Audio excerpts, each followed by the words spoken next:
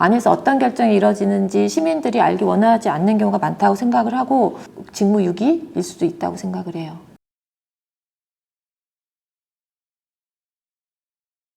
무엇보다 제가 생각을 하기에는 그 시의회 안에서 일어나고 있는 일들에 대해서 시민들이 정확하게 알지 못하는 것이 문제이지 않았을까 싶고요.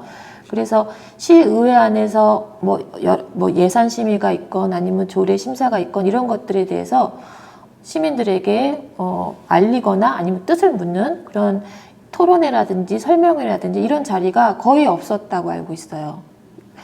심지어는 예산 심의하기 전에 이제 지난 의회에서는 매년 있었거든요. 매년 시의회 공식 주최로 예산 설명회라는 걸 열었었어요. 근데 한 번도 열리지 않았더라고요. 예산 설명회라든지 아니면 개별 예산에 대한 토론회라든지 이런 것들이 단 한 번도 열리지 않은 것으로 알고 있거든요.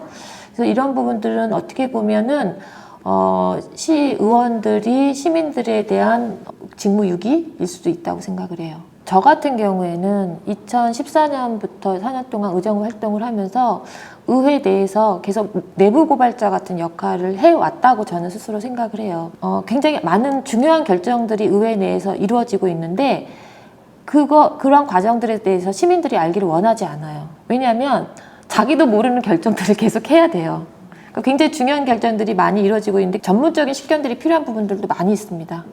그 사업 하나하나를 정확하게 이해하고 예산 심의를 하고 또 행정사무로 감사를 하고 이런 일들이 사실은 상당한 수준의 전문성이 요구되는 일이에요. 그런데 의원들이 그만큼 서류나 이런 것들을 행정에 대해서 깊이 이해를 하고 그리고 그거에 대해서 정확하게 파악을 하고 질문을 해서 어떤 결론을 내리고 이런 데 있어서 솔직히 말하면 함량 미달인 부분들이 많이 있고요.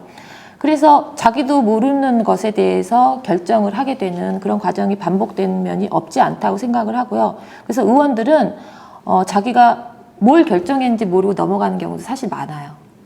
그러다 보니까 안에서 어떤 결정이 이루어지는지 시민들이 알기 원하지 않는 경우가 많다고 생각을 하고 저는 사실 저번 의회에 있으면서 이렇게 중요한 결정을 이렇게 대충 의논하고 넘어가도 되나? 이런 생각도 많이 들었고 그래서 저는 끊임없이 밖에다가 안에서 어떤 일이 일어나고 있는지를 끊임없이 시민들에게 알리는 그런 역할을 하려고 노력을 했던 것 같아요. 일단은 대표적으로는 예산 심의를 하기 전에 저는 매번 예산 설명회, 토론회 이런 것들을 열었었어요.